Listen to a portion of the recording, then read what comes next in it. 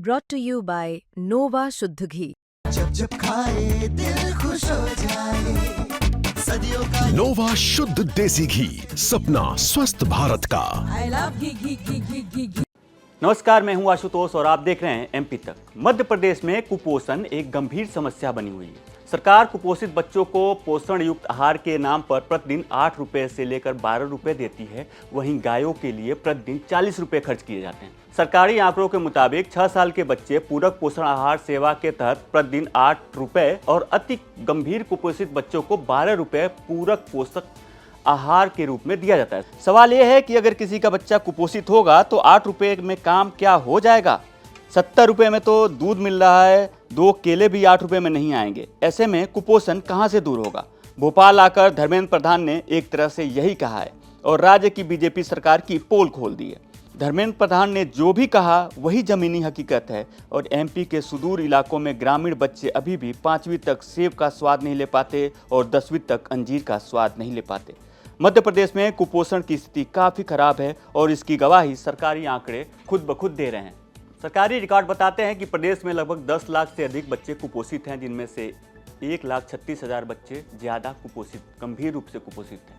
अप्रैल 2025 की बात करें तो राष्ट्रीय स्तर पर 5 वर्ष से कम उम्र के बच्चों में गंभीर और मध्यम कुपोषण का औसत 5.40% था, जबकि मध्य प्रदेश में यह दर 7.79% थी। कुपोषण के मामले में मध्य प्रदेश, ओडिशा, छत्तीसगढ़ और पश्चिम बंगाल से आगे निकल गया है। कुपोषण के मामले में 45 से अधिक जिले रेड जोन में हैं। हालांकि मध्य प्रदेश सरकार कुपोषण से निपटने के लिए कोशिश कर रही है। इसके बावजूद सरकारी आंकड़े बताते हैं कि राज्य में 10 लाख से ज़्यादा बच्चे कुपोषण का शिकार हैं। आदिवासी बहुल इलाकों में कुपोषण तेजी से बढ़ा है। यहाँ के बच्चों की स्थिति दूसरे जिलों से काफ़ी खराब है। यह विडंबना है कि मध्य प्रदेश में गोवंश के पोषण के लिए सरकार एक गोवंश के लिए प्रतिदिन 40 रुपये खर्च कर रही है। लाडली बहनों के लिए सरकार हितग्राही को प्रतिदिन 40 रुपये के हिसाब दे रही है, यानी लाडली बहनों को 1500 रुपये पर मंथ मिलता है। इस हिसाब से हर दिन 50 रुपये लाडली बहनों को सरकार की तरफ से दिया जा रहा है, जबकि नौनिहालों का कुपोषण दूर करने के लिए रोज सरकार एक बच्चे पर 8 रुपये खर्च कर रही है। मध्य प्रदेश विधानसभा में भी यह मुद्दा उठ चुका है।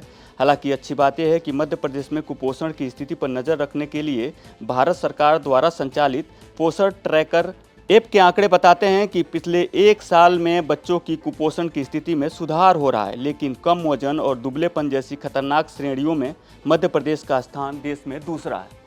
ट्रैकर ऐप के आंकड़ों के मुताबिक अप्रैल 2023 में राज्य में 30% बच्चे कम वजन वाले थे, जो जुलाई 2024 में घटकर 27% रह गए।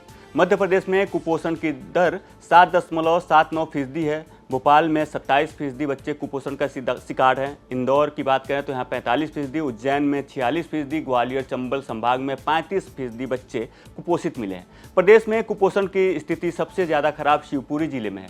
सरकारी आंकड़ों की माने तो मध्य प्रदेश में 2005-06 में जहां 60% बच्चे कम वजन के होते थे, वहीं वर्ष 2020-21 में यह आंकड़ा घटकर 33% हो गया। साल 2005-06 में दुबलेपन का शिकार 35% बच्चे हुआ करते थे, जो 2020-21 में घटकर 18.9% हो गए। गंभीर दुबलेपन के मामलों में 12.6% से यह आंकड़ा घटकर 6.5% हो गया। फिलहाल कम वजन और दुबलेपन जैसे खतरनाक श्रेणियों में मध्य प्रदेश का प्रदर्शन देश में दूसरे स्थान पर है। फिलहाल मध्य प्रदेश में 1,36,000 बच्चे कुपोषण का शिकार हैं, जिनमें से 30,000 बच्चे गंभीर रूप से कुपोषित हैं। मध्य प्रदेश में कुपोषण की दर 7.79% बनी हुई है, जो राष्ट्रीय दर 5.40 से अधिक है। फिलहाल धर्मेंद्र प्रधान ने जो कहा वही जमीनी हकीकत है। मध्य प्रदेश में कुपोषण की स्थिति काफ़ी खराब है। कई बार ऐसी खबरें आती हैं कि बच्चों की मौत कुपोषण की वजह से हुई है, लेकिन सरकार अभी तक ये मानने के लिए तैयार नहीं है कि किसी बच्चे की मौत कुपोषण की वजह से होती है। हालांकि आदिवासी बहुल इलाकों में बच्चे आज भी सैकड़ों हजारों की संख्या में कुपोषित है, लेकिन सरकार का ध्यान उस तरफ बिल्कुल नहीं है। तो ये रिपोर्ट आपको कैसी लगी कमेंट में हमें ज़रूर बताएं और मध्य प्रदेश से जुड़ी तमाम बड़ी खबरें देखने के लिए देखते रहें एमपी तक।